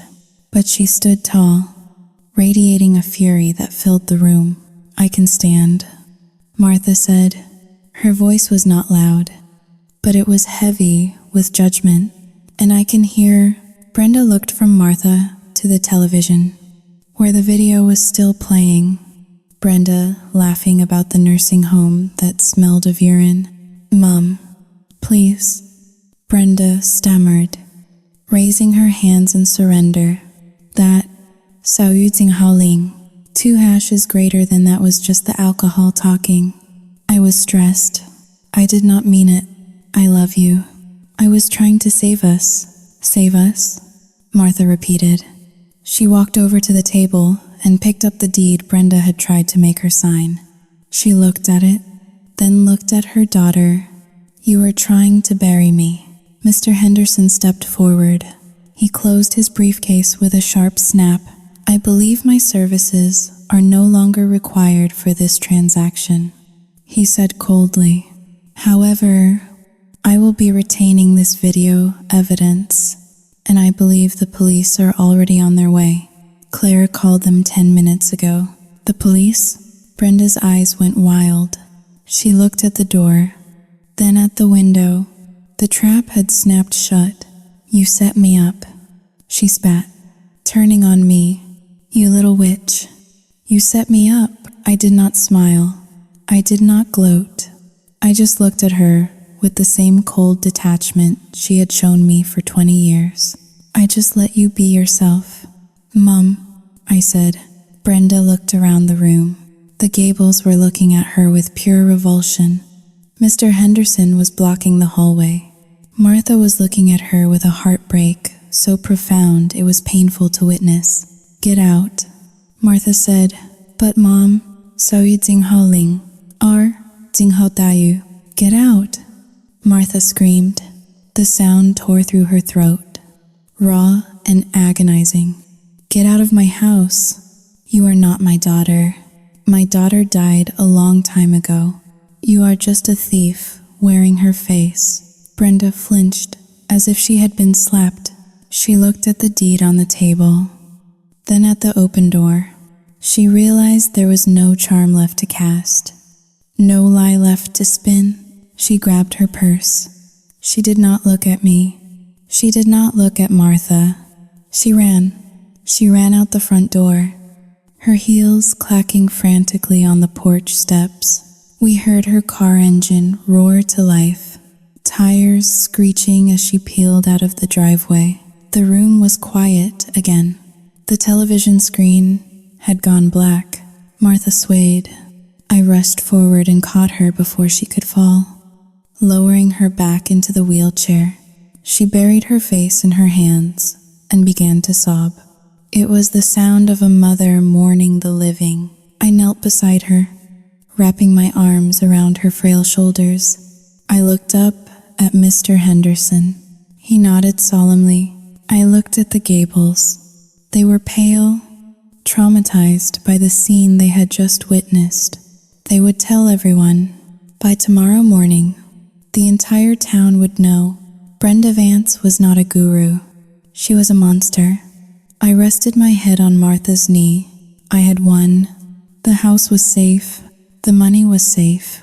But as I listened to my grandmother weep for the woman who had tried to kill her, I did not feel like a winner. I felt like a survivor standing in the ashes of a bridge I had just burned. The departure of Brenda Vance did not feel like a cleansing. It felt like an amputation. The house, once filled with her chaotic energy and the cloying scent of white sage, was now abruptly, violently silent. The air felt thin, as if the oxygen had been sucked out along with her. Mr. Henderson stayed for an hour after she fled. He was efficient, clinical. He helped me gather the papers, secured the video file on an encrypted drive, and promised to file a restraining order by the end of the business day. The Gables left quickly, murmuring apologies and clutching their casserole dish like a shield, desperate to escape the blast zone of our family implosion. When the front door finally clicked shut, locking the world out, Martha and I were left alone in the wreckage. Martha sat in her wheelchair by the window, staring out at the empty driveway. The sun had moved across the sky, casting long, melancholy shadows through the lace curtains. She had not spoken a word since she told Brenda to leave. Her hands, wrinkled and spotted with age, rested lifelessly in her lap. I made tea. It was a reflex, a futile attempt to impose normalcy on a situation that was anything but. I carried the tray into the living room, the china rattling softly. "Grandma?" I said gently. She did not turn. "She is gone," Martha whispered. "Yes," I said, placing the tray on the coffee table. "She is gone. You are safe now." "Safe," Martha repeated. The word sounded foreign in her mouth. She turned to look at me. Her eyes were red-rimmed and swollen, but behind the grief, there was something else. A cold, hard glint of recognition. "You knew," she said. It was not a question. I froze. The teapot suspended in midair. "You knew she was poisoning me." Martha continued. Her voice was steady, devoid of the frailty she had feigned for the camera. "You knew for days. You swapped the pills. You let her think she was winning." I set the teapot down slowly. "I had to, Grandma. I had to get proof.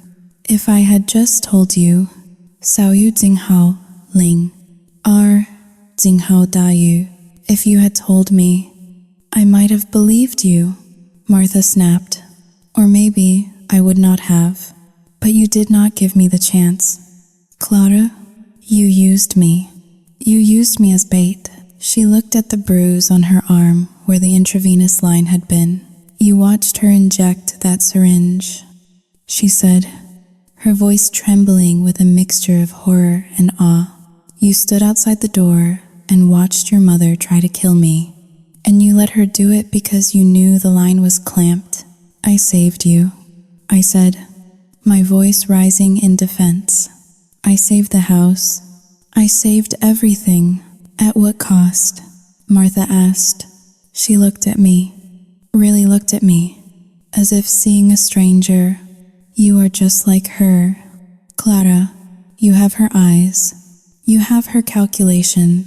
Do you think a normal girl could do what you did?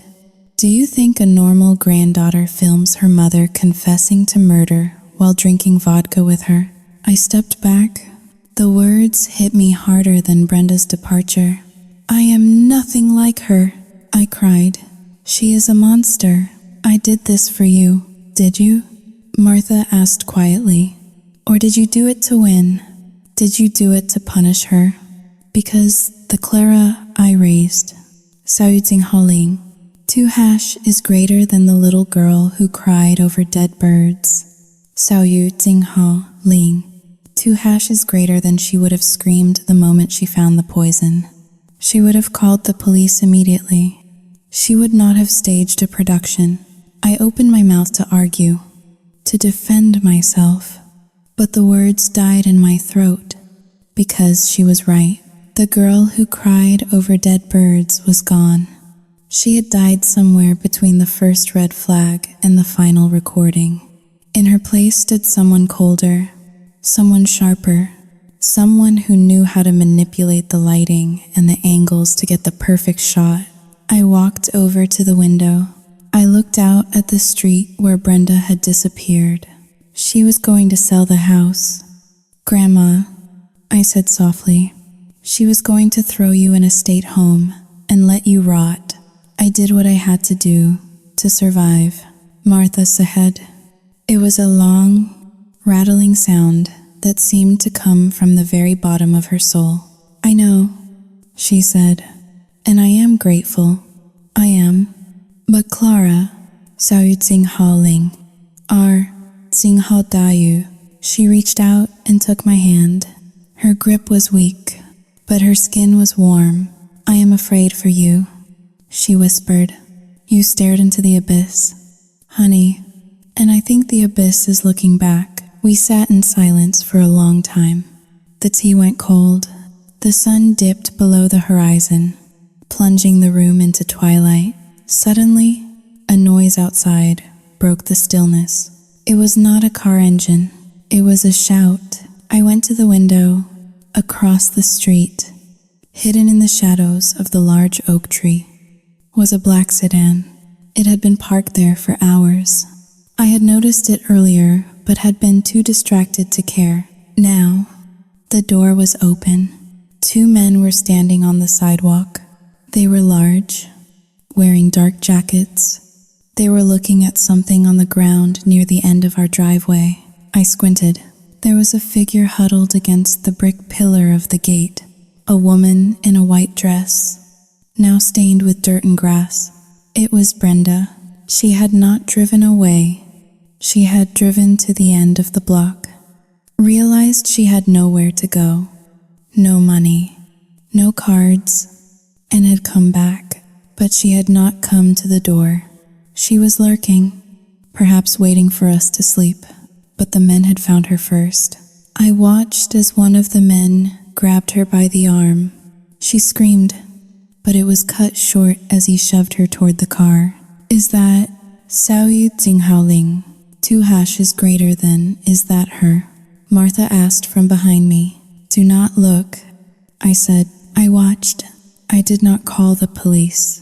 I did not run out to help. I watched as Brenda Vance, the woman who had terrorized us, the woman who had tried to kill her own mother for $80,000, was forced into the back seat of the black sedan. The car door slammed shut. The engine purred. A low, menacing growl. The car pulled away, disappearing into the night. She was gone, really gone this time. The debt collectors had come to collect. I turned away from the window. I closed the curtains. Is she gone? Martha asked again. Yes, I said. She is gone. I walked back to the sofa and sat down. I picked up my cold cup of tea. The house was safe. The mortgage was paid. The enemy had been neutralized. But as I looked around the room, at the shadows stretching across the floor, I felt a profound, hollow emptiness in my chest. I had won the war, but I was the only soldier left standing on the battlefield, and the ground beneath my feet was scorched earth. Martha looked at me with that same mixture of gratitude and fear. We were safe? Yes, but we would never be the same. The trust that binds a family together had been severed, not by Brenda's knife, but by my own surgical precision. I took a sip of the bitter, cold tea. It tasted like victory, and it tasted like ash. 6 months later, the snow in Dayton had finally melted, revealing the gray, salted earth beneath. The house on Elm Street looked the same as it always had. The paint was still peeling slightly on the shutters, and the porch swing still squeaked in the wind. But inside, the architecture of our lives had been completely gutted and rebuilt. I sat at the mahogany dining table, the same table where I had thrown a glass of wine at my mother, and the same table where my grandmother had stood up from her wheelchair to deliver her final verdict. Today, the surface was covered in legal documents. Mr. Henderson pushed a heavy ballpoint pen toward me. Sign here. Clara, he said softly. An initial at the bottom of the page. I picked up the pen. My hand did not shake. I signed my name in cursive. The loops and curves sharp and decisive. Clara Vance. With that signature, I became the sole beneficiary of the Vance estate. The deed was now a joint tenancy with rights of survivorship. When Martha passed, the house would be mine. The savings accounts, the bonds, the antique furniture, all of it was legally locked down. Brenda could return from the grave, and she would not be able to touch a single teaspoon. Thank you, Mr. Henderson, I said. Martha sat across from me. She was knitting again, but her rhythm was off. She dropped stitches and did not bother to fix them. She looked at the papers, then she looked at me. Her gaze was dry. The warmth that used to define her, the grandmotherly indulgence that had once been my shelter, had evaporated. Are we finished? Martha asked. Her voice was polite. It was the voice one uses with a bank teller or a grocery clerk. We are finished. Mrs. Vance, Mr. Henderson said, packing up his briefcase. Your assets are secure. Clara has full power of attorney should you become incapacitated again. Martha flinched at the word incapacitated. She looked at the cup of herbal tea I had placed in front of her. She did not drink it. She had not touched a drink I prepared for her in 6 months without watching me pour it first. That was our new normal. She trusted me with her money, but she did not trust me with her life. I walked Mr. Henderson to the door. The air outside smelled of wet earth and worms. Any news on her? I asked quietly, standing on the porch. Mr. Henderson shook his head. Nothing. The police file is still open, but it has gone cold. Brenda Vance simply ceased to exist after that night. No credit card activity, no phone usage. It is as if she fell off the face of the earth. I nodded. I knew she had not fallen off the earth. She had been dragged into its underbelly. I thought about the black sedan, I thought about the men in the dark jackets. Sometimes, late at night, I wondered if she was in a ditch, or a cell, or working off her debt in some basement in Columbus. I found that I did not care. I closed the door and locked it. The deadbolt slid home with a heavy, satisfying thud. I turned back to the silent house. Martha had already gone up to her room. I could hear her footsteps on the floorboards above. Slow, deliberate, heavy. We lived together like two ghosts haunting the same castle, bound by blood and a shared trauma, but separated by a wall of glass. I walked into the kitchen. I picked up the mug of tea Martha had left untouched. I poured it down the sink. I went to the hallway mirror, the one Brenda used to check her makeup in. I looked at my reflection. I was 21 now. My face had thinned out. My eyes were harder. I wore better clothes. I had used the first disbursement from the trust to buy a new wardrobe. No more diner uniforms. No more stained sneakers. I looked like a woman who owned things. I leaned closer to the glass. I searched for Brenda in my features. I saw the curve of her jaw. I saw the icy blue of her irises. I saw the capacity for ruthlessness that had saved us. Martha was right. I was not the girl who cried over dead birds anymore. That girl would have lost the house. That girl would be destitute. I was the girl who won. I walked into the living room and sat on the sofa. My sofa. I picked up a brochure for a nursing program in Paris. It was a pipe dream once. A fantasy Brenda had dangled to manipulate me. Now, it was a plan. I had the money. I had the means. In a year or two, when Martha passed, I would go. But for now, I was the gatekeeper. I looked at the spot on the floor where the blue vase had shattered. We had never replaced it. The empty space on the pedestal table was a monument to what we had broken to survive. I leaned back and closed my eyes. The house was quiet. It was safe. It was mine. I was alone. But as the silence pressed in around me, wrapping me in its cold, expensive embrace, I realized something that made me smile in the dark. I preferred the silence to the lies. I was a Vance, and for the first time in the history of this cursed family, the woman holding the keys was the one who knew exactly how to use them.